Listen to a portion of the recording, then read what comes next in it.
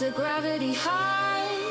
Talking tech as the planets fly. The upgrade zone, the show begins. Sit right back and let the future speak.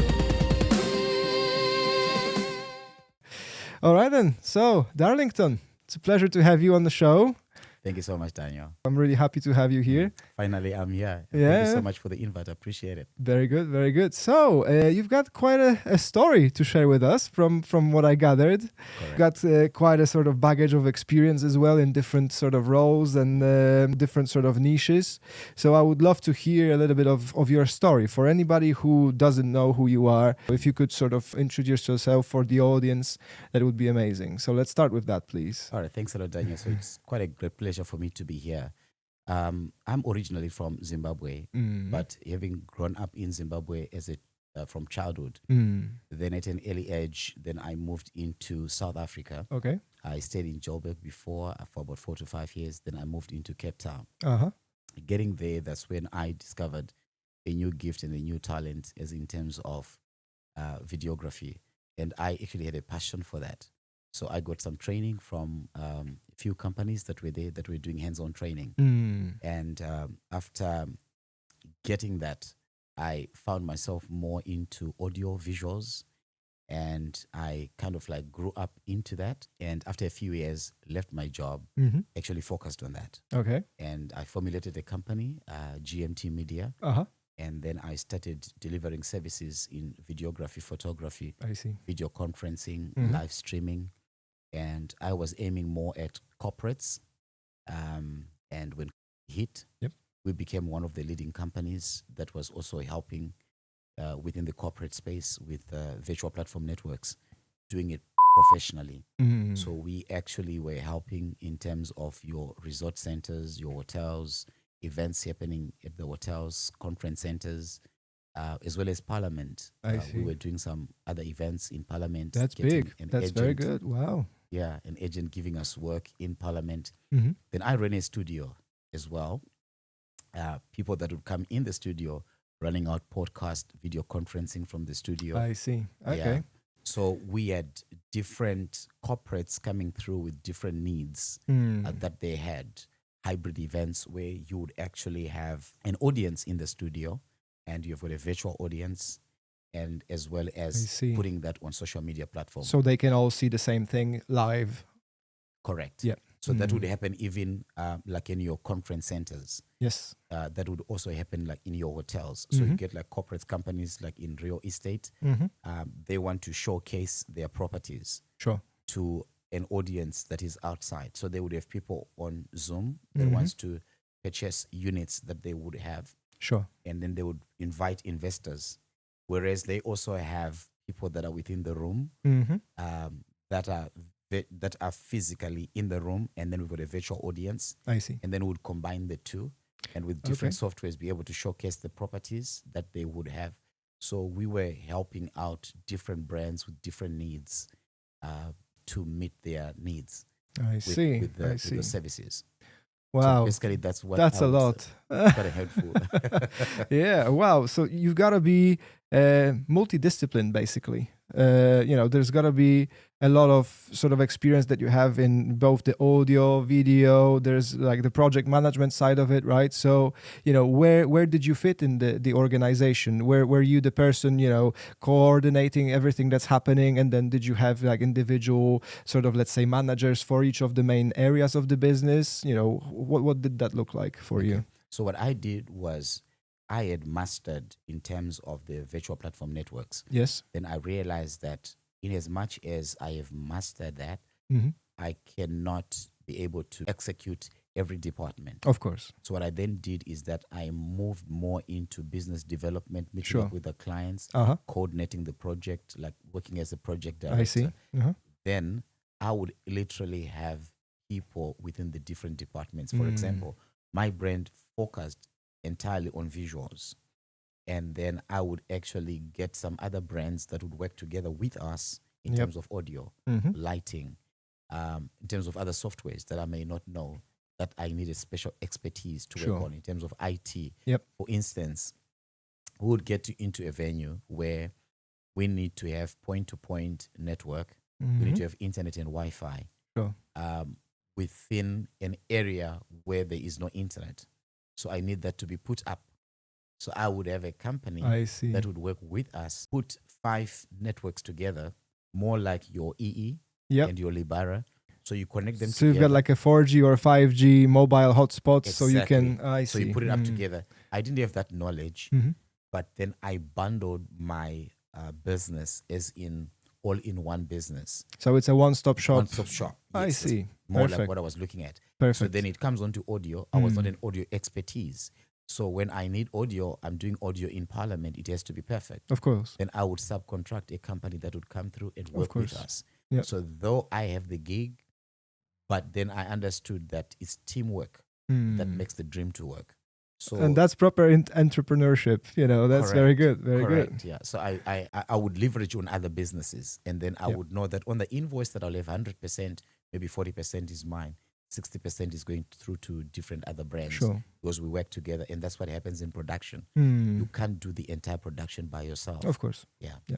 So basically, that's how I used to work. Very good, very good. And did it take you long to grow? In terms of that space, because I'm not sure. I don't have that background in live production at all, so I don't know that world well enough to understand how quickly you can grow in that space. How long did it take you to become somewhat successful in that space? I would say that being successful in that space takes you to have a very strong strategy, Okay. and also to be on the ball with the technology. Okay. Because remember, what you learn today, every 4 months, there's new technology coming up on course. the go with the Chinese and with AI coming on. Then you have to keep up. So you have to keep up. Yeah. Yeah. So in order for you to remain in the game, Mm. you have to keep up with the trends of tech and attending all those meetings and everything. Sure. And also getting through the new talent, the new skill, the youngsters that are coming on. So one of the key things that I utilized in terms of me scaling up and growing up was to work with the younger ones, the younger generation, I see. training them up because I wanted new minds. So what happened was I officially launched the brand in 2014. Okay. But I think for me to be really visible, it only started happening around 2017, 2018. Okay. So 3 to 4 years to become To be noticeable on the market. Yes. And by 2019, 2020, that's when we started hitting the markets where I was now working with agencies. I was now working with hotels. I I was now see. also working as an in-house brand with other bigger brands. I see. 2020, we got into contracts where it was also now involving the parliament, Uh-huh. where the agents would give us a contract to work with the parliament. Okay. And then that's how we got in. And then by that year, because of we got into the hotels as well. So we found ourselves working with a couple of hotels in Cape Town. Yep. Because of that. So we became one of a smaller brand that was feeding into bigger brands I see. that had the contracts. Mhm. Because you had brands like Gear House, In-House, that had contracts nationally. So in that smaller hotel, then they would give you to say, can you go and do this event? Can you go I and see. do that event? So you'd get those smaller events from the bigger companies feeding Got into it. them. Got it. So it took quite a while for us to get there, but it takes quite a huge financial muscle for you now to break into that market where they were in. I see. Because they were running in national companies because of the gear that they had. Yep. Yeah, and because of the finance that they had invested in it. Of course. So you find that they've got contracts with hotels all over the country. So for you to get into the market, you just don't need skill. I see. You also need great investors to break into that and market. a strong marketing strategy as well. Yes. And these days with platforms like Netflix and all these like streaming platforms, obviously you can submit your own videos to them and get it published, etc. So theoretically, you could leverage the fact that you can say, oh, my gear is, like Netflix certified. That's a big statement to have there, right? So you can be really creative with these things because of those platforms that are out there now. Correct. And I've seen people do that, and it works, That's so correct, obviously, that's something, good for anybody listening. who wants to get in that space, you can try leveraging that as your marketing thing. And when we speak about leverage, you mentioned that obviously you had individual team members covering certain, let's say expertise areas. What about the milestones? So, you mentioned that it took you 3 to 4 years to break into becoming visible. Did you notice anything specific that moved the needle for you the most? Any specific maybe campaigns, or maybe there was this one massive contract that opened our doors to all the other stuff? Was there anything like that in your sort of way, in your path? Well, I think from my end, what happened was more of the needs. Okay. Because I noticed where there was a crisis and where the need was, and then I kind of deviated to go where the need was, and I see. becoming a solution to the problems that are within the community. So when everybody else saw a problem, I would say that one of the key things when we started streaming in 2016, hit in 2020. Yep. And when hit, it was problematic to everybody else. But we had already had almost 4 to 5 years experience in streaming. I see. At that particular time. I began now to say, how do I help out people that have lost their loved ones in order for me to connect families that are here and the families that are abroad and the people that wanted to be together? How do we combine the physical audience with a virtual audience? So we came up with a strategy as to say, how do we do that? Sure. So I came up with a package that was affordable, specifically for individuals and for families that wanted to communicate, people that wanted to have parties and things like that. I also came up with a package for churches, sure, for pastors that wanted to say, I want to meet up with my community, and they want to be able to communicate with the people of faith. How do I deal with that? Then I came up also with a corporate space where the bosses want to communicate with their companies, and I came up with that. I also came up with something to say, how do we convert businesses that are on the ground that wants to continue operating? So by so doing, I found myself having a lot in my plate that I could become answers for. And at the time, kind of like I used to say at that time, success came faster than I was prepared. Because at the time, business was more, and I was not prepared for that scale. So but that's a good problem to have. That's a very good problem to have. Wow. Yeah. So during the time, the year of 2020 to the year of 2022, we did very well. So I find myself with projects that I was doing for the churches, for the corporates, and then we had retainer contracts for the churches, for the corporates, and for individuals, and with the funerals that were happening as well. It was unfortunate that we lost quite a number of people. But on the other hand, in terms of business, we were able to assist people that actually lost their loved ones, whether be it in different nations, because we were able to combine two audiences, an audience in this country and an audience in that country, and people that wanted to speak, being in another nation, and they wanted to speak here, we were able to do it virtually and with a physical audience where the body was, and being able to show that. And one of the other key things that we also did was we also got where cameras were installed in certain churches, and we were also streaming remotely, kind of like from a call center. So we installed some cameras, and then I would get some guys that were able to stream on behalf of the church. I see. From remote places. So we did something like that, and then until 2023, 2024, where many other people now started moving more into that space. But within that 2 year, it was more of our niche, and there was quite a few people that were doing that. There was a lot of videographers and photographers.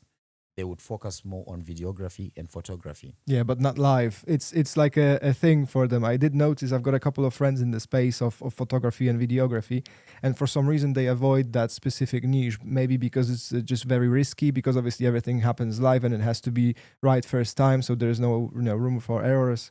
So I can understand that them being sort of reluctant to take it on. But clearly it's not a problem for you. So what sort of skill sets, or let's say what skill set for you specifically made the biggest difference when you were building that business? Obviously being there and starting from scratch must have been quite challenging, right? So what made the biggest difference for you? What did you have to understand that helped you the most? Was it the people's game, or was it maybe, the network of contacts that you've built? What made the biggest difference for you? I would say what made the biggest difference for me was being able to strategize. Okay. Yeah, because I had quite a lot of people that were more gifted than myself, that Okay. were more skilled by myself, but being able to see the opportunity, because you might have the skill, you might have the training, the knowledge, but being able to see the need that's there and being able to package Yep. and now knowing how to get that work to come to you. Got it. So I would say that one of the key things that was quite unique about me was being able to identify the opportunity and say, this is the crisis we have and this is the opportunity that's there. Sure. Now, how do I become a solution for the crisis that's there instead of everybody complaining? That's great. And then how do I package it? Because I see that these people are struggling with this. So I looked at value that I could bring in on the market. Yep. I looked at the convenience that I could bring in. Because obviously people still wanted to network, to connect, to communicate, to socialize. Yep. So how could I make that possible virtually? And I looked at different audiences and what can I package differently? And then how can I get all these people to subscribe? Yep. Because what I worked on was not giving a large amount of money, but I worked on subscriptions. Yep. To say, look, if we work on this and then we say 12 months, can you pay this amount? And then I can give you so much within a month. So let's say I would say, because you want to do podcasts or because you want to communicate with your people, if we say 10 podcasts in a month for £50, for example, you will say you can afford it. Then when you say you can afford it, then I look at 20 people that can do the same thing. Sure. So now if I say £50 times 20, then I'm already looking at something like £1,000. Sure. So, and then I would say, okay, your 10 episodes or your 20 episodes, can we record all of them in one day? Yep. So I'm looking now at recording all that between Monday to Wednesday Yep. when it's quiet in the studio. And then from Thursday, Friday, Saturday, Sunday, I want to do events. So I know between Monday and Wednesday, there's no events that I'm going to be doing mostly. But between that time, I've now secured people that are coming into the studio that I'm going to be recording virtually. And I record them once and they bring in different types of clothing that they bring in. And I get students that I'm training at that particular time. So I would actually pay cheaper in terms of the students that I have trained. And then while at the same time, I'm able to deliver services to the market. So I begin to look at volume now to say, all right, if I get 20 people that are going to be able to pay £50, and then how much do I get? Yep. So then I got 81 people or 81 contracts. And I was now able to work with that. So that was the It's a lot of work. That was a lot of work. Yeah. Wow. Did you sleep at all? So that became a good problem for me. Of course. Yeah. It became a good problem for me. Then I realized that I needed to train some people. Scale up. Yeah, to scale up. So what I then opened up for was to get matriculants. So matriculants, these are the ones that have finished your Form 4. So you call it Form 4 here in the UK. I began to open up for people that needed to be trained. Okay. So from the people that I was training, the youngsters from the age of 15 to the age of 25, I was training them for free. Okay. I would identify those that are catching quicker, and then I would utilize them within the business. So I would train them up. So with that, I trained over 200 youngsters. Wow. Yeah, and then some of them, they're doing their own projects, and then I began to work with them as well. Yeah.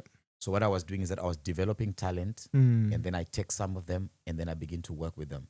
And then I had a database for the videographers, photographers, audio engineers, the guys that are doing with lighting, makeup artists, hybrid technicians, and all the people that I could work with. So now what took me out was I was able to know the talent that I have or the skill sets that I had. So if there is a problem that I identify now I begin to say, with the skills that I have, how can I become a solution? How can I package what I already have? Yep. So it was more of the packaging of what I had, not based on the skill. Because if I was going to be waiting to be hired, no phone call was going to come in. Because I think opportunities don't appear to us covered in red roses. You have to see the problem, and then you have to think, how can I get myself closer to that problem? Yeah, exactly. Absolutely. How can I be the answer to the problem that this guy has? So it's not really a cliche to say that, you have to be a problem solver, because it literally is what you become, right? That's correct. Okay, very good. I'll give you an example. I had a business guy who called me here at a university. Yes. And all of a sudden, having a university that has got so many students, Mhm. and now it's so you can imagine how many students are at the university, the courses that are being offered. Sure. Then he phoned me because of the problem that he had. Mm-hmm. When he phoned me, I did not have a solution. Yeah. And this is a multi-millionaire calling me. But let me guess, you said yes anyway. I said yes. Yeah, good. Very good. So what I did to him, he phoned me, then he started telling me, then I started writing down all the problems he told me, Daniel, I'll tell you. I did not know how to resolve it. Okay. Then I said to him, okay, give me a few days. I'm going to come back to you within a week. Yep. Let me work out something. I phoned around. I had a meeting with a couple of people. Within a week, I had a solution to turn his university, which was on the ground, Yeah. to put it online. Mm. And we did that. And I Fantastic. started doing that with the restaurants, with some companies Yep. that wanted to go online. Yep. And we started helping people. Mm. And this came out from my team because all I did was to go back onto the table, sit with the youngsters. Yep. This is the challenge we have. Uh-huh. How can we make this happen? And all of a sudden, I started increasing my team. I've got the guys that are dealing with software. I've got the guys that are dealing with media. Yep. And now this one says, I can do this. This one says, I can do that. Then I put all those services together. Mm. I package it. I speak to this person. I pitch, look, this is what we can do. Yep. Package A, package B, package C. This is what we can do. This is what we can help. This is how we can help your business. Yep. And then he would say, okay, go ahead. And for 2 years, I ran those contracts and things worked out for me. Yeah. So that's what I would say. That's what happened. So it was more strategy, not rather than skill. So that strategy that I would have now would now help me to package the skill. Yep. So it's the eye to be able to identify opportunity. So it's that awareness of what's around you, and you just, okay, I noticed this. I'm going to position myself to... Correct. Got it. Okay. And you bring the solution. Yeah. So if you want to set an edge between yourself and other videographers, for example, identify the problems, for example, that wealthy people have. Got So I it. started looking at what are the problems that are within the community where I am. Yep. And then how can I become a solution to that? Yep. And then how can I help those people? When I began to do that, because my vision was to help people. Sure. So if my vision is to help people, then those people are going to be coming to look for me because I course. become a commodity Yeah. that they wake up every morning looking for me because I'm bringing value and convenience to them. Yeah, absolutely. Absolutely. So you're constantly on top of their mind. Oh, if we are thinking audiovisual services, Correct. there's Darlington. There's your man. He's number one. Have you come across any difficulties with the hiring? Because obviously this is one of those, like, both blessings and the nightmares, because you have to have people, and the strength of your business relies heavily on your team, the quality of it. So have you struggled with hiring people? How did you approach that? Because not everybody can work with anybody, right? You've got to be able to distinguish, okay, this is a good person to work with. We can really, work together well. Maybe it's the other way around. You meet someone and you just say, like, oh, no, straight away, I just feel something wrong. I can't work with that person. So is there anything you can share on that front? How did you approach that recruitment process? How did you sort of, get them, or maybe, go through the process of, okay, I can actually work with that person. He's a good person, and build that trust with them, because you obviously have to have a relationship with your team so they can trust you as well as you can trust them. So anything you can share on that front? I had quite a huge problem with that, specifically in the industry where I am, being in Cape Town. Yep. This industry was dominated mostly by the white people. Okay. Within our nation. Mm-hmm. So me coming up on board, being one of the black guys coming up on the ground, Mm-hmm. you would find that it was difficult for me when I want I to see. employ specifically somebody of a different race I see. for myself.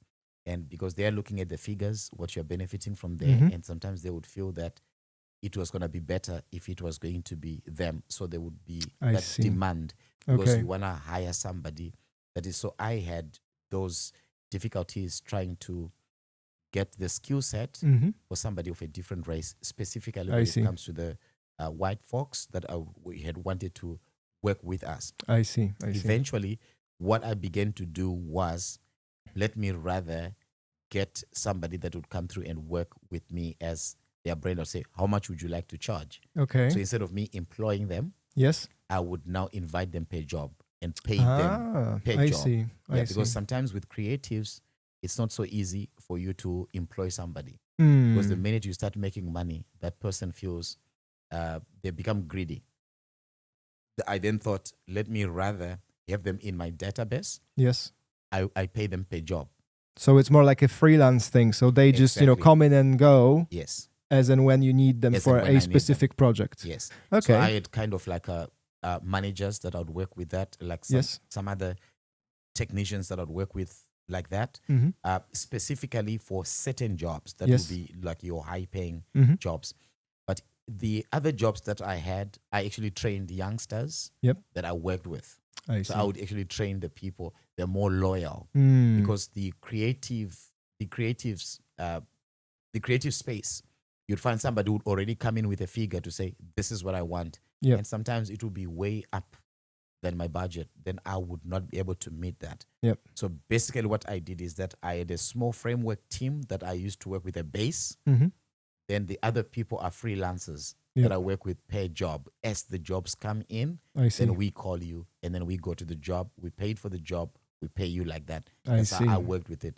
And then by so doing, I cut down the cost of salaries. Mhm. Because if you don't have events that you are covering, then now you've got a high bill Of in course. terms of your salaries and all Yeah. that. So I cut out that in that And way. that's one of the things you cannot stop paying, obviously, because they are on your payroll. So, That's that's like, it's not like optional. Yes. Whereas in that modular structure, you can just, increase the team size Yes. and then, decrease as and when you need it. So that's a very good approach. Wow. That's That's correct, yeah. sounds brilliant. Mm. And was it a tough lesson? So did you sort of, have someone advise you on this, or did you just figure it out yourself because of the experience? How did you end on that structure? So from where I'm coming from a family where I did not have anybody who actually hit the note where I am. Okay. So I didn't have a mentor like ahead of me. Uh-huh.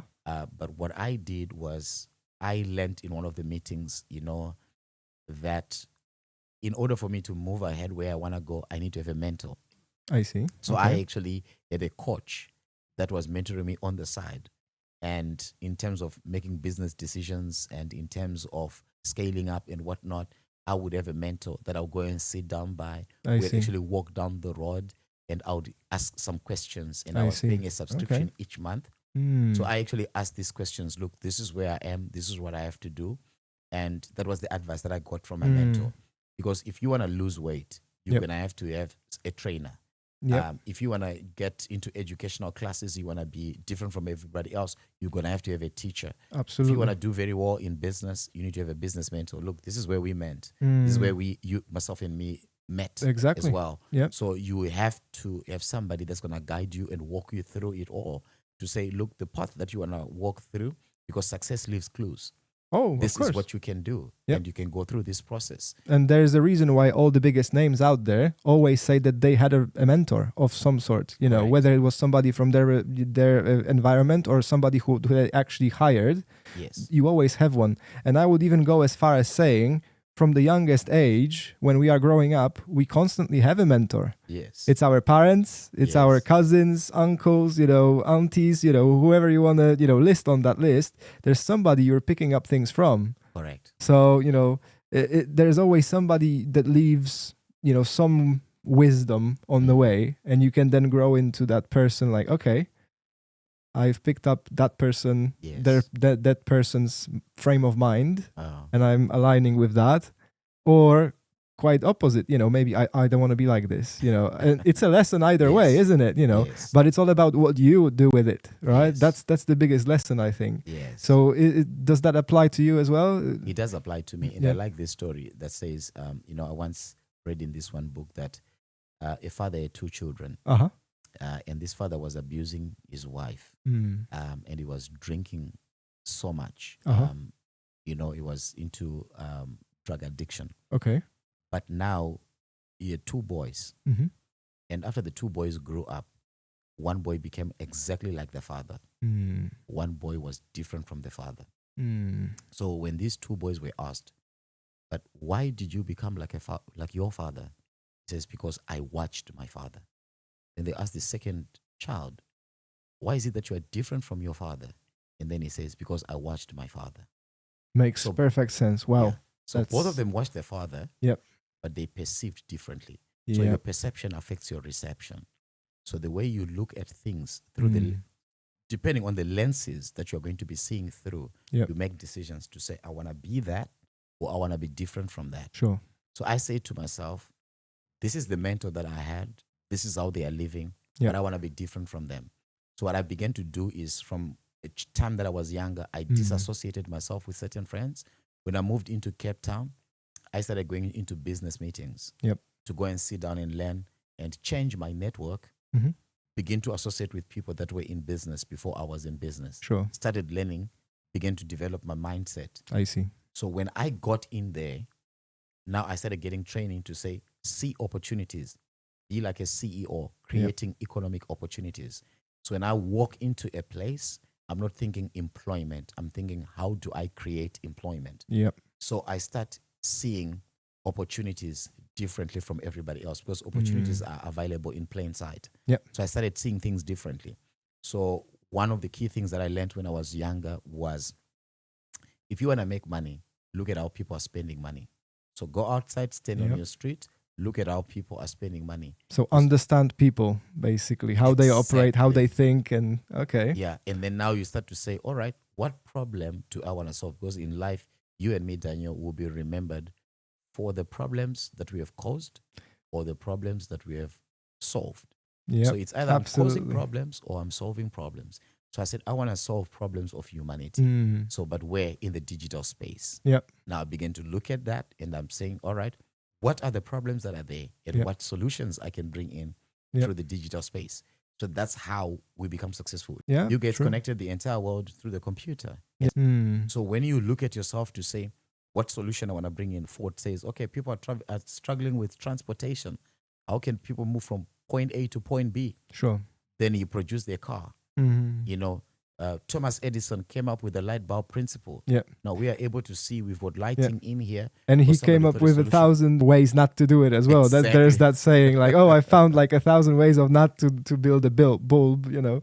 So okay, how important was experimentation for you? Like, you know, did you have a process in mind? Like, for example, if you want to have a successful business and scale, typically you have to obviously keep increasing your you know, earnings and margins and stuff like this. So how important it was for you to, you know, actually, okay, oh, I've burnt myself a little bit on that job, so I know next time I'm going to have to be, you know, increasing, you know, how much I'm, you know, spending on the team, how much I'm, you know, getting from the client, etc.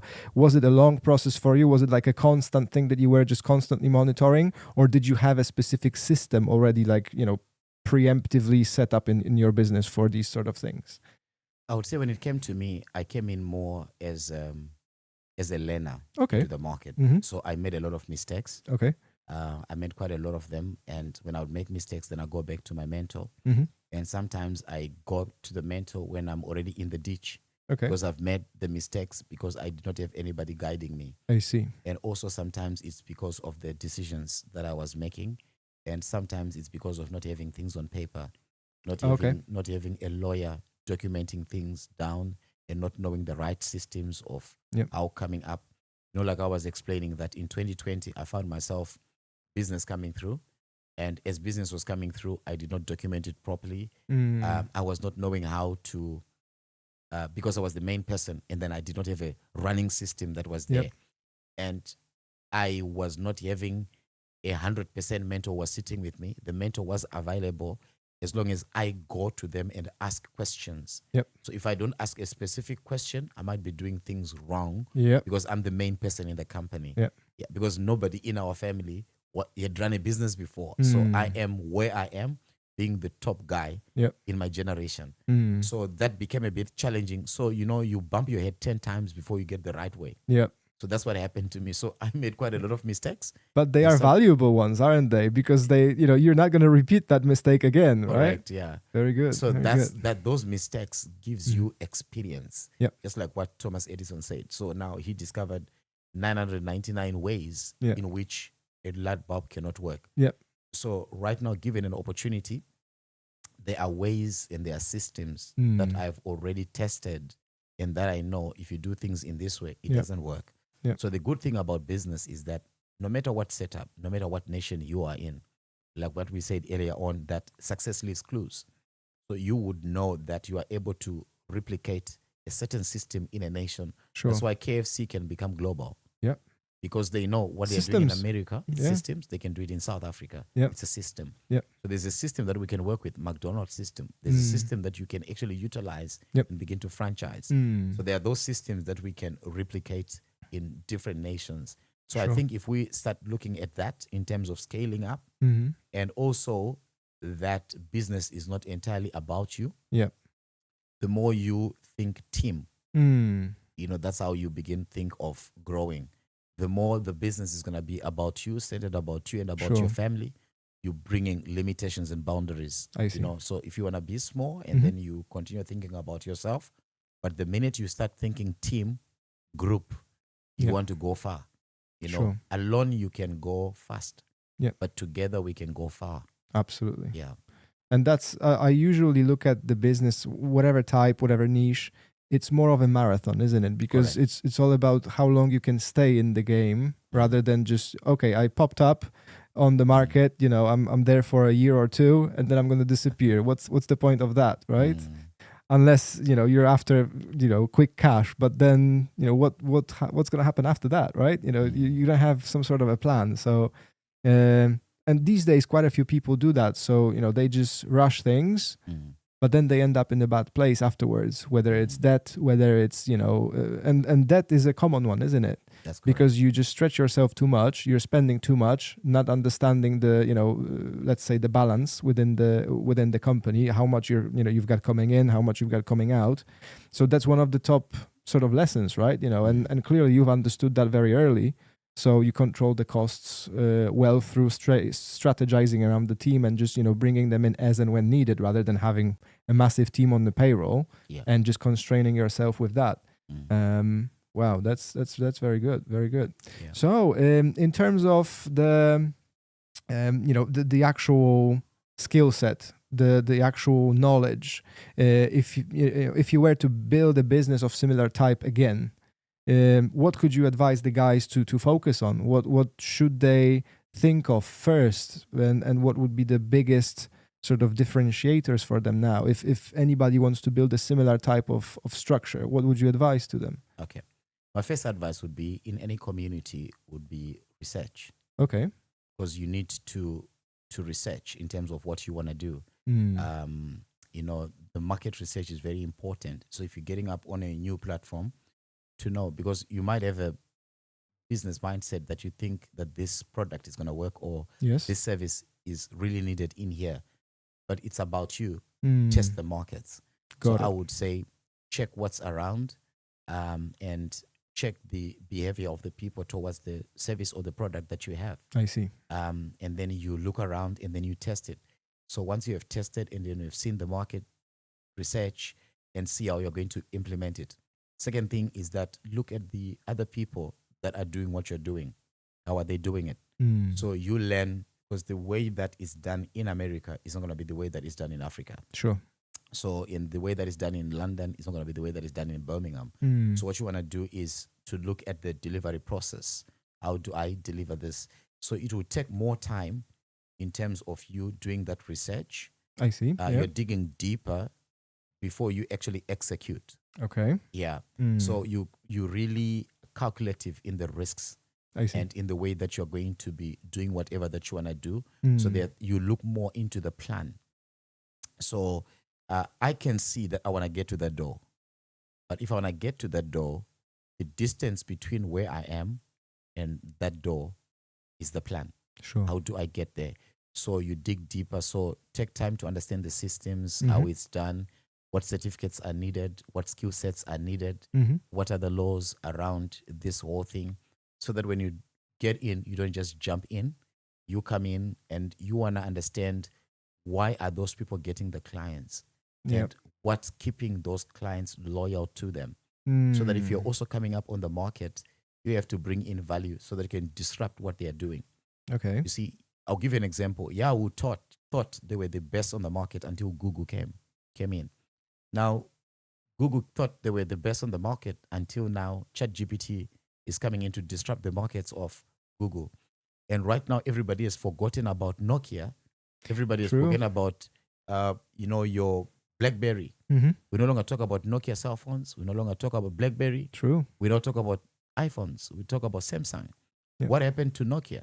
Yeah. They were slow in thinking long term, and they did not know that new other people would come up on the market. Exactly. So when you are thinking and you look at the current product, always think how you can be innovative.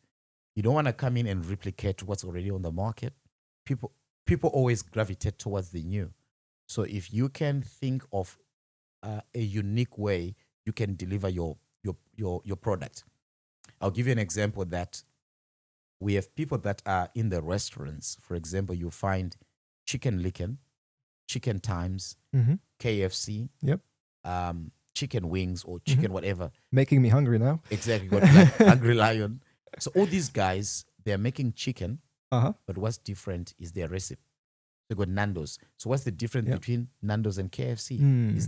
Is the uniqueness in making the chicken. Sure. That's exactly how you want to be.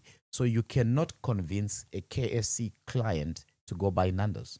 There's a True. reason why they want KFC. Yep. You cannot convince a Nando's client to go buy KFC. Yep. So if you get to KFC store and you say, I'm lost, I'm trying to get to Nando's, they're not jealous. They'll point you directly, and they Yeah. can put KFC and Nando's store right next to each other. Because they know there's no point competing, because there's every brand has their own sort of believers, followers and stuff like that. Correct, yeah.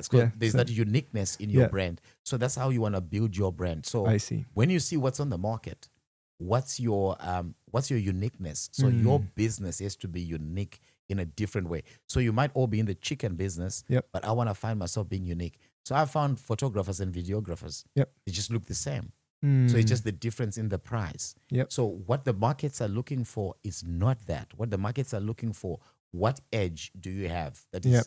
totally different from the other person? Yep. So that's basically what I did when I was in SA. So what Yep. I did was, what is it that I could become different? So I looked into a niche that everybody else was not in there. I see. So and then I said, how do I become one of the leading brands in where I am? Mm. So I would say that's what a person has to look at in terms of coming in up onto the market. Look at how the service or the product is being delivered, but how can you be unique?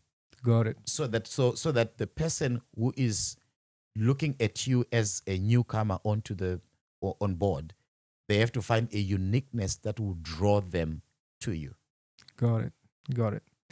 Okay, and now big topic. Any entrepreneur goes through that to some extent. Okay. Rejection. That's a big one, isn't it? We can have 1,000 conversations, but there's only going to be a handful of people who will say yes to us. So is there any sort of, nugget of wisdom that you could sort of share on that front? Anything that made the biggest difference for you? Maybe the style of leading the conversations with your clients that broke that trust barrier, or maybe removed that fear of rejection for you. Can you share anything on that front? Man, for me, I faced huge rejections. Mm-hmm. I love this program and I love all people of all races. But me being of color, it has always taken me so much for me to try and prove.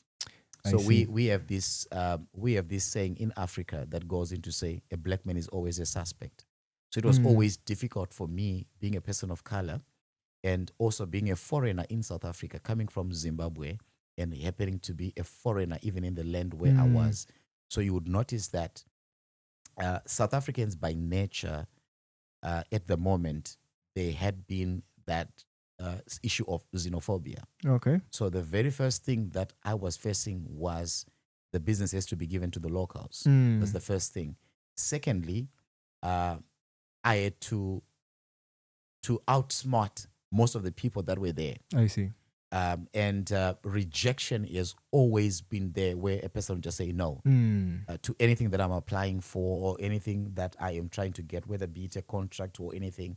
Before I even prove myself, like no. So they only doors looked is at you also through shut. that filter of the race rather than who you are as a person. Yeah, specifically being in Cape Town. So that Okay. was the first thing, rejection because of your race. Mm-hmm. Some other people would not be open with it, but that's one of the key things that you would meet. I see. And then the second thing of rejection would be because you are small. They're looking at bigger companies that I can see. provide that service, because maybe they're looking for a company that can cover most of the hotels in the city of Cape Town. I see. Or some other times you just feel that certain people just don't like working with you. Mm. So I would get 100 rejections before I get a yes. Yep. I approached a lot of hotels. We actually wrote a list of hotels Yep. that I wanted to approach. Because of the program, I would not mention the names of the hotels. But I approached quite different hotels, sent emails, never got any responses. The I see. ones that would actually speak to the event coordinators, then they would tell us, oh, no, sorry, we've got somebody already working with Okay. us, da, da, da. But cut the long story short, I continued advertising. Yep.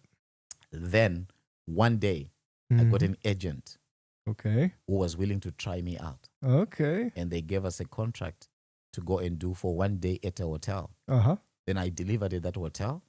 Then I got the in-house brand at the Mhm. hotel that had previously said no to me, because now they saw what I was doing. Yep. That company now gave me 7 hotels to work with. Wow. Yeah. And then as an in-house brand. And then from those 7 hotels, then this agent that sent me there now started sending me to Parliament Mhm. and sending me to other hotels as well. Wow. That's how I broke in. So it took one agent Mhm. who just said, let's work with you. Let's see. So they just gave me the work for one day. Then I proved myself. Yep. You know, so I think the day that you're given an opportunity, prove yourself. And Yep. I wanted my work, my To reputation speak for you. to speak for itself. Ah, perfect. So Perfect. within that Yeah. space, and then all of a sudden, now I got the people that had previously rejected me. Now Yeah. they find me at their hotel, because I went in to speak to the events coordinator. They Yep. said no to me. Now the next day, they see me there coming through the company that is working as their in-house brand. Mm. That company now has invited me, and then I'm now working there. Wow. That's how it happened. And rejection has always been there, like in my life. Mhm. But I have never been discouraged by rejection. In fact, it fuels me more to want to prove. And it caused me to go and study more, to try and repackage myself, to try and see how I can work together. There is a reason why they say that, we've got to be a little bit of delusional. If Correct. you want to build your own business, you've got to have a level of delusion in your mind, because Yes. you're constantly told, no, that's not going to work. But then Yes. somewhere deep down, you just know, no, it will. It Yes. will. Just watch me, hold my beer. That's basically it, And sometimes also what I also learned from my mentor was to be able to put a team. So instead of me speaking for or to try to negotiate a deal, I would actually get somebody else. Like Yep. I put up a team that would negotiate a deal, and then I Got just it. go in and execute. So I would feel that it's difficult for me to negotiate this work that is coming for me. I would actually get somebody else to negotiate on my behalf. Yep. So they negotiate the deal, and then I'll pay that person for negotiating, because at Got that it. time they're actually working on my behalf, but as a business developer. Mm. So I did not need to be able to be in the room or in the space that they were speaking. Yep. Then I would pay that person a percentage for me getting that work. I And see. then I become the one that executes now the work, whereas that person went in to speak and he became the face of the brand. I see. So there are times where that worked, that some other people would prefer somebody else speaking ahead of me. I see. Yeah. It's a nice segue to my next question, and I think it's going to fit perfectly, and it should bring people a lot of value, because there is, let's say, 2 camps in the creative space. One would say, you should do a lot of work for free to start with, because you want to get yourself in the door. But there is also that other camp saying, no, never do anything for free. Always charge something, because, how else are you going to make a living, etc.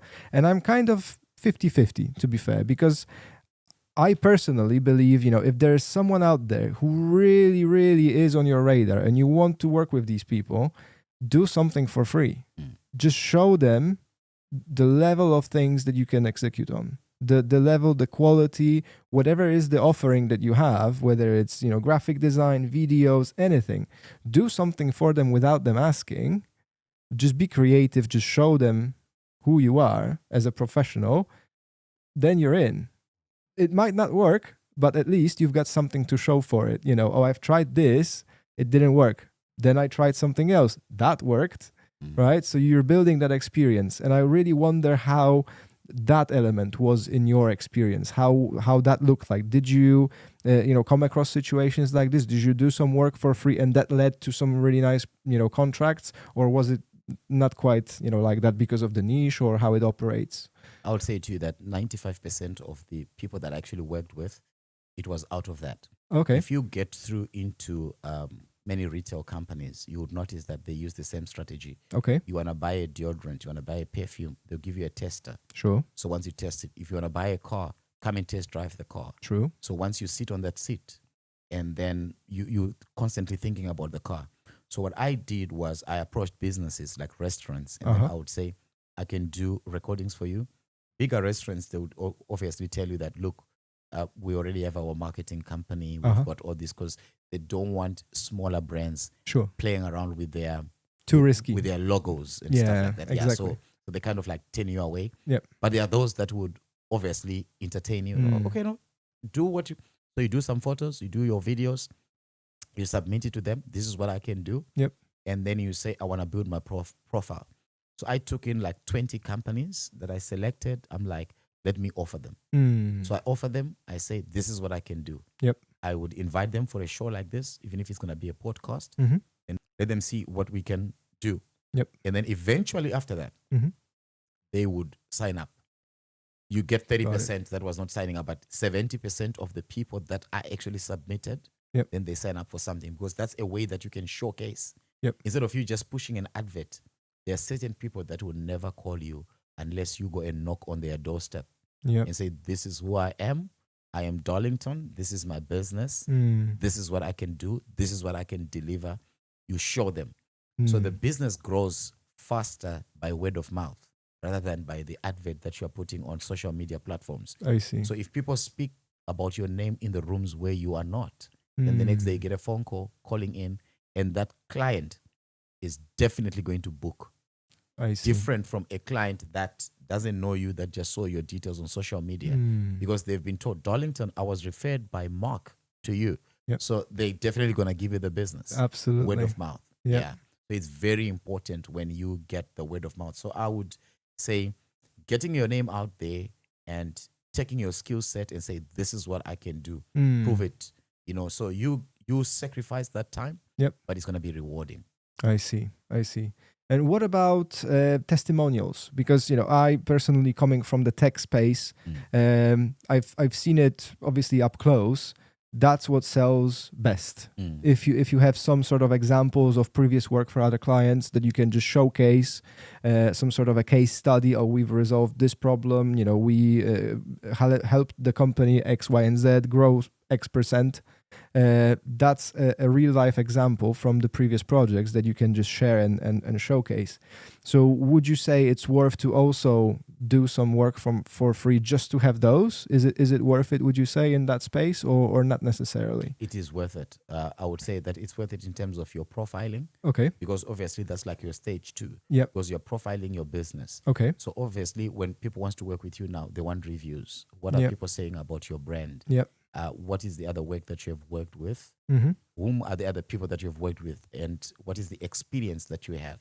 Okay. Have you ever handled something like this before?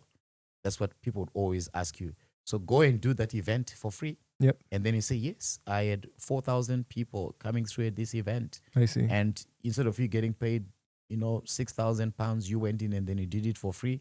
But now here's a client who wants it. Then they'll say, but have you ever had an event of this magnitude before? I see. And then you say you don't have experience because you have never handled something like that before. So go give yourself for free, do it, get testimonials, put it up on your website, put it up on your profiling. So when you say to clients, these are the brands that we've worked with, you put those logos. We work this company with that company, with that company, with that company. Then you qualify. So you will spend 3 to 4 months or 6 months doing that work, and then you collect your profile, your testimonials, load it up onto your YouTube, load it up on your LinkedIn, on your profile. And then that's how it works. Fantastic. That's really great advice. Correct.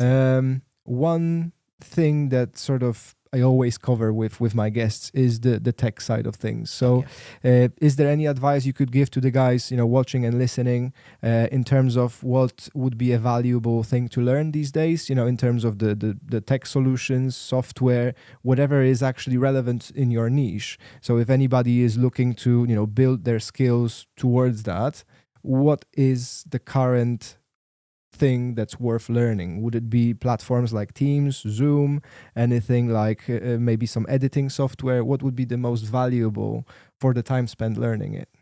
So for the virtual platform networks that we're working on now, because that's where the world is turned into, Yep. It will be more in terms of your virtual platform networks that you have, Mm-hmm. and the leading ones that you have with your Zoom, Teams. You need to know how to bring in audio and visuals Okay. in Zoom and in Teams.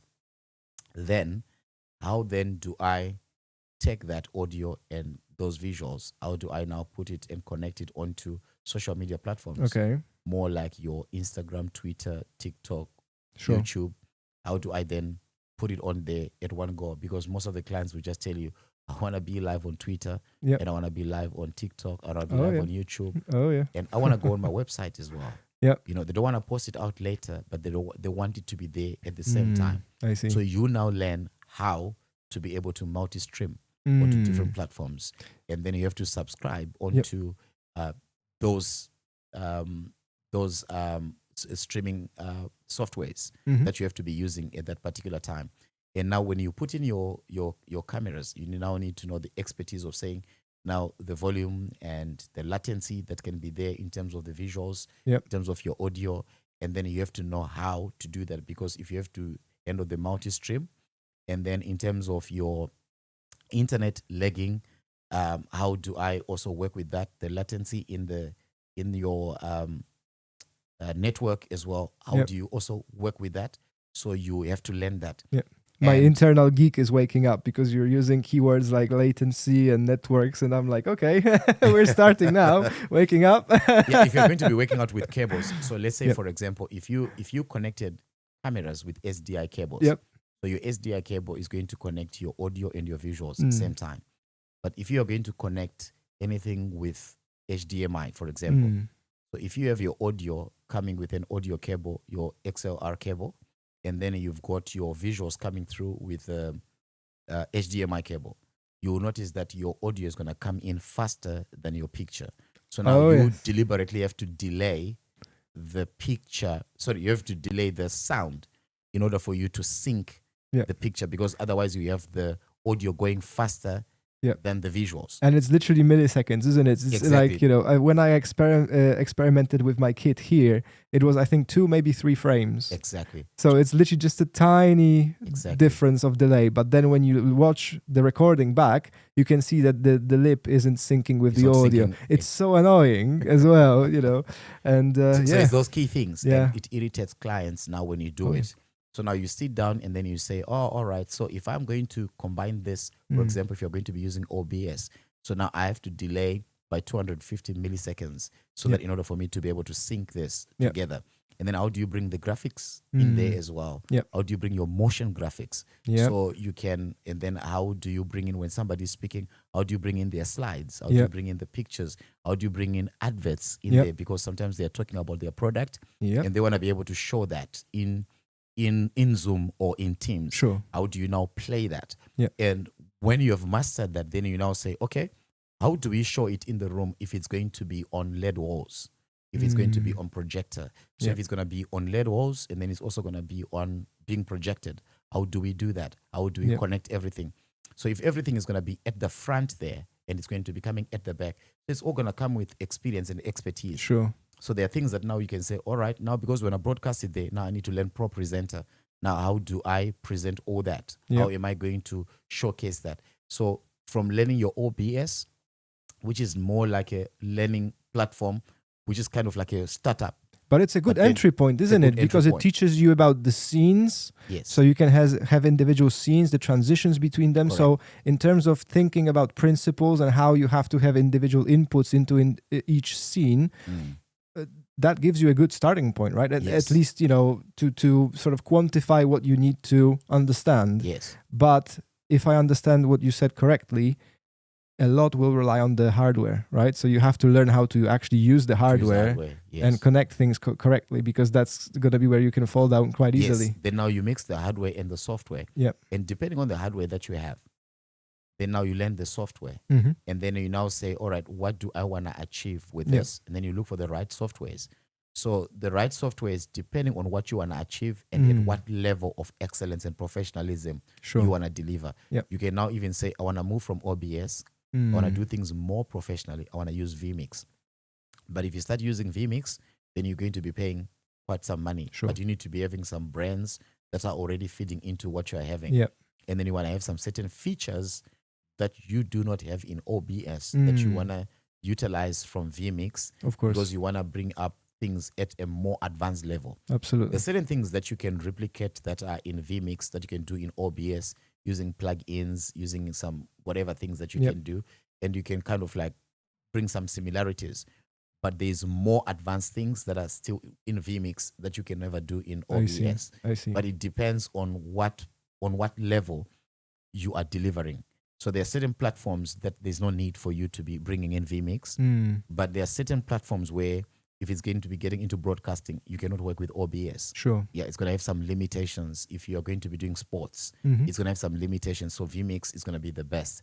So if you want to get more into professionalism, then you automatically jump onto vMix. Sure. But vMix is now quite pricey for you to be utilizing that. Of course. So you've got those free softwares that you can start up with. But as you get more professional, you now start using more professional tools that you begin to look at. So, and you begin to have people that you work with as a team. So it sounds to me like you also have to have a vision for yourself of how high you want to aim. Correct. Because that's going to distinguish you from not only the rest of the crowd in that space, but also it will show you the things that you need to learn, because you're not going to use OBS with huge corporations if you have a massive production or sports live events, like you said, but you are going to use it for something smaller or to learn. So, it just sounds to me like you really need to think about that up front before you even, go anywhere with it. Just, okay, what am I aiming at, right? Yes, I would say to be up to date with the markets, and to be up to date with what's happening, and also to be attending the tech festivals that continue to happen, because then you get to understand what's happening. China has become one of the leading people in tech. Yep. And then you continually go to those festivals, and then you get to know what's on the market in terms of events, sports, news, broadcasting. I see. So you get to understand the softwares that are now there. In terms of delivery, you might think you were the best in your industry, not knowing that something new has come up on the market. Yep. Streaming always had been the best with your laptops until the yellow box came out. Yep. Now you're now being told, no, you don't need all that. You can do everything from one box. Yep. But they did not tell us that this was specific to a specific way of doing things. It is not like a one solution to everything. So you need to fully understand the things that are coming up on the market. Yep. And you stay ahead in that. So having a team that also continually researches on what's coming up on the market, and you continue to update yourself so that you don't stay outdated. Because the competition doesn't sleep. So exactly. You see, now we've got cameras that we have we have a guy who follows up with a camera. Yep. But there's also cameras now with AI that can follow through, track a person. So I might not physically need a person who's standing behind the camera as a video operator.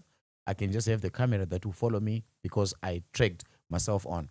So being up to date with all that is very important. Okay. And now you update yourself with that, and also even with the softwares that we work with. Because sometimes we may find that you're still using old softwares and there's newer softwares that people are using now. So it's all about continuously updating yourself. That's the key thing about tech. So you need to be ahead of time, and you need to see 10, 20 years ahead from where you are, because people will come up with a solution 30 years ahead of what you're currently doing, and they outsmart everything that you're doing. Yeah, there's great competition in And usually, what I found interesting is I can't remember exactly where I saw that, but there was somebody who's done like a compilation of articles against certain pieces of tech. Like, for example, when iPhone came out, it must have been New York Times or one of those big papers in America saying, "Oh, that's never going to take off. You know, nobody's going to want that." It was the same about laptops. Oh, who's going to want a computer like that? You know, it was the same. Also, an article from New York Times. They were against that. You know, who's going to buy that? So there's always going to be pushback for those new technologies, but I guess what you're saying is here, you know, just look for yourself, as in, you know, you need to know whether this is a good fit or not. So don't listen to anybody else, just see it up close yourself, and then you'll see whether it's going to be a good fit in the next 10 years or so. It could take off. But there is a level of risk in that, isn't there? That's correct, yeah. There's many companies who disappeared. Like, look at what happened with Blockbuster. You know, they didn't adjust for the virtual, for the live streaming, and, you know, they're gone now. They're gone, yeah. Yeah. So that's what happens, yeah, because I think you are left behind. The more you don't update yourself, the more you don't foresee in the future. Sure. Yeah, and then you're forgotten about. Nobody talks about Yahoo now. Everybody talks about Gmail. True. You know, so that's what happens. So then you are left behind. Yeah, I can't remember when I saw a Yahoo email address. You know, it must have been at least, you know, a couple of years since I saw. It's forgotten like about. That. That's what happens with the markets. And everybody has forgotten about the BlackBerry. Everybody's just iPhone, Samsung, iPhone, Samsung. Yeah. So that's what happens if you want to dominate the markets. You need to remain relevant. Yep. And now they're bringing up other phones on the market. And with Elon Musk bringing up this new cell phone that he's bringing up now, he's trying to compete with the iPhone. And there's quite a great race with that. So that's exactly what happens in the tech business. Yep. So you have to continually have that mindset of saying 20 years, 30 years from now, what's coming up and what could be the problem in the future and which route can I turn my business towards. So you think ahead of time, should this happen? How do I turn? Should this happen? How do I turn on this side? Yep. So I think we have to constantly strategize. Yeah. Do you have any specific ideas around, you know, virtual spaces? There are theories that it's going to be, you know, the big thing over the next decade and even longer.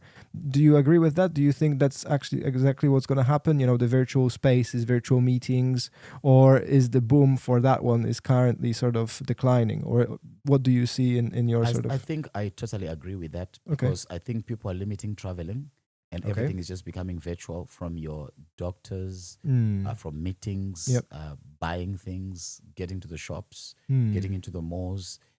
People now wanting to buy groceries while they are sitting from home. Yeah, that's true. Up their fridges from home. True. Yeah. Ordering anything, everything is Amazon, eBay. Yeah.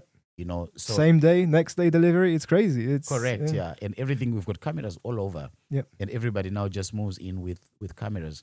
So I see everything being remote controlled. So people that are going to school themselves into the tech, and they can literally control things from their own homes. I've seen one guy who started a business. He employed 5 matriculants, so 5 guys who finished their A levels. Okay, but they are running 3,500 TikTok accounts. So he employed 5 students to run 3,500 TikTok accounts. Wow! And they're getting a salary just for posting content on 3,500 TikTok accounts in China. This is where the world is going. Where a person wakes up in the morning, they're working from their bed. Yeah. And all they're doing is posting content on TikTok. That's their job. But also there is the other side of that, you know, this is what we are competing with. Yeah. So that's also something, you know, for anybody listening there, you know, if you want to stay relevant, not only you have to constantly show your face out there, or at least your business somehow, because you're going to drown, you're going to disappear, because there's just so much stuff showing every day on our feeds that it's very easy to just, you know, dissipate into darkness and just, you know, be forgotten. Yeah. Yeah. So I believe everything has just become content creation. Okay. Yeah. Everybody's just so obsessed about content creation. And as long as you can begin to trend and whatever that you're beginning to do, how can you monetize? Because everything that we are doing is content. True. When you wake up in the morning and whatever that you're doing is content. Yeah. Recently, I met up a lady who is from Zimbabwe. And all she does is she gets into Zimbabwe, she gets into the rural homes, and she just films the rural home. And she brings the footage here in the UK. Yep. And there's people that have not been into Africa Uh-huh. and into the rural homes for a very long time. Mm-hmm. And she begins to show that. Okay. And you cannot imagine so much views for people that just wants to view the rural homes where she's been visiting. Oh, wow. Yeah. And she's making content out of Oh, that. wow. And That's so cool. just filming. So I could have just filmed like how I came through from my house, coming over here. Yeah. And I already have views Mm. for people wanting to watch that. Yep. Yeah. So everything is content Wow. nowadays. And on the content element, I'm really curious about what you would say about this one. So if you listen to voices like Gary V, for example, Gary Vaynerchuk, he's a massive voice when it comes to the marketing space, social media content, etc. What would you say about the argument of, is it better to just document what you're doing? So it's less nicely polished, it's less nicely sort of produced, but there's a volume of, something to show, versus the nicely polished, high-end content, but, obviously sporadic, less frequent. Where would you feel, should we put our money in? Is it better to just show ourselves doing things, but spend way less time on producing it and making it look good? Or actually, spend some extra time, post less often, less frequent, but just focus on the quality element. Where would you sit on that? My view on that in terms of content creation would be, does what I'm doing, is it showing the audience what they want to see? Okay. Because I don't believe that the audience, maybe they are looking for the best quality in Uh-huh. terms of what I'm doing, because I found some young guys that are shooting things with their iPhones. Yep. And iPhone is shooting very good quality, Mhm. and they shoot very good content with that. Yep. And they're making money with it. So as long as it is visible, is it 1080? Yes, it's visible. And does it have good sound? Yep. So if it's visible, you've got good sound, and you just do a little bit of editing and then put it out there. Why would I want to spend so much money Yeah. into editing stuff, getting gear, and so Yep. so that I actually limit what I could be making out? Mm. So there are guys that are doing great stuff just with iPhones. Mm. If I can shoot something with iPhones and be able to do less invest less in terms of production, Yep. I would do that, and then I'll go in for that. Then you see. actually keep that huge profit, retain it, Mm. rather than now trying to do a massive production to try and please an audience. Yep. But if I'm doing it for a client, that's a different ball game altogether. Sure. But if it's my content, because you already have a following, just produce what is visible Yep. and what is acceptable, kind of like decent. But I wouldn't put like a higher. I see. Yeah. Okay. I wouldn't want to spend so much in terms of production. So you'd split it by purpose, basically. If it's just for the, let's say, for the followers, Yes. you wouldn't spend extra on the higher quality of production and just focus on the client work and showcase that quality for those Yes, specifically. that's correct. That's I what I see. would do. Yeah. Okay. That's what I would do. Very fair. Yeah, I Yeah. think that's fair. And there is a trend of people posting Mm. really low quality content, relatively low quality, because like you said, phones Yeah. can shoot really, beautiful things now. Yes. So, it's getting really close to the DSLR quality. It's never going to be there because of the sensor sizes and stuff like this, but Correct. we're getting really close. Yeah, correct. Um, Like we take, for example, let's say take for iShowSpeed. mm, iShowSpeed has been shooting from America, his stuff, and then he's gone into different countries. uh-huh. And then he's become one of the biggest YouTube streamer, if he's not the biggest actually. But then he traveled into Africa, Yep. where he went into more than 20 countries. Mm, And you see the footage that he's been shooting there. And you say to yourself, if I could do the same, and he's been getting over 700,000 views, wow. 700 million, I think, views Wow. in what he's been doing. and you find the market and the people that have been Yep. following them. And then he got to a place where he's got 51 million followers Wow. subscribers on YouTube. And based on the content that he's been delivering. Yep. And most of the content, you cannot really say that it's very professionally shot. Mm, He just became intentional to say, I want to showcase the cultures of Africa. mm, So he started moving from South Africa, Botswana, Zimbabwe, Malawi, Mozambique, getting into Nigeria, getting into different places, Ghana, Ethiopia, Yep. and different countries, Kenya. And he got most of his streams actually from Kenya. mhm. Now he has become one of the biggest brands that Netflix is looking for him. Wow. WWE is looking for him.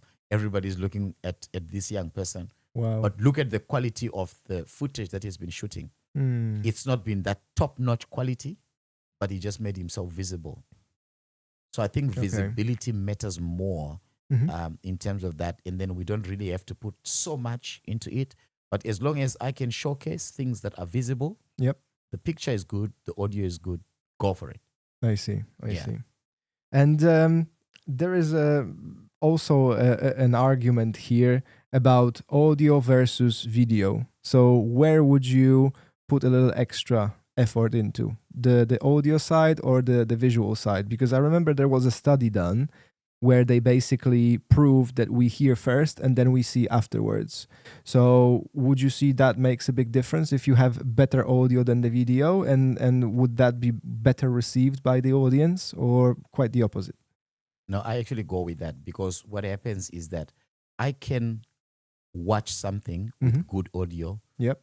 but even if it's not 100%, if it's not in 4K, it can be Yeah. 720, it can be 480. Mhm. I can watch something in 480p, but having good audio. I see. But if something is going to be in 4K, but the audio is so bad, Mm. like who wants to Same. watch that movie Same. that has got bad audio, because I can't hear what the people are saying. Yep. But if the picture is going to be bad, Mm. but I can hear clearly, because sometimes I can just still be there even if there is good audio, Yep. but there's no video. Mm. I can just be listening. It's Daniel speaking. And even if you're just showcasing photos, Yep. and there's a slideshow of pictures while you're speaking in the background, I can watch that. But if you put a slideshow and I can't really hear what you are saying with Yep. your audio, Yep. and I would not be able to. Wow. Okay. So definitely we need to have good audio. So I Yep. would invest more in audio Mhm. and then come to picture. Mm. We can improve our picture as we go along, Sure. because sure. people can still watch it. Yep. Yeah. Okay. That's my own perspective. Fantastic. Well, we've been chatting for a while, so once again, thank you very much for coming on the show. It's been great to have you as a guest. Do you have any final thoughts you'd like to share with the audience? Any last tips and hints, for anybody starting the business? Just double down on the delusion thing, or what would you say to So I them? would want to say thank you to you, because you Oh, brought thank me you. onto the show. So I want to say thank you for this opportunity. I don't take it lightly. But one advice that I would say to the person that is watching right now that wants to start a business, I would say the time to start is now, not Got it. tomorrow. The time to start is now. And what you also need is look for a mentor that can guide you into the things that you want to do. And number 3, get into research before you get to do anything. Spend more time in terms of researching. And while you have researched, get some advice. You need people that have been in that industry before, that you can actually just gather some wisdom and that you can learn Wow, from. such a powerful message. Thank you so much. Thank you. It's a pleasure. Thank you so much. Thanks.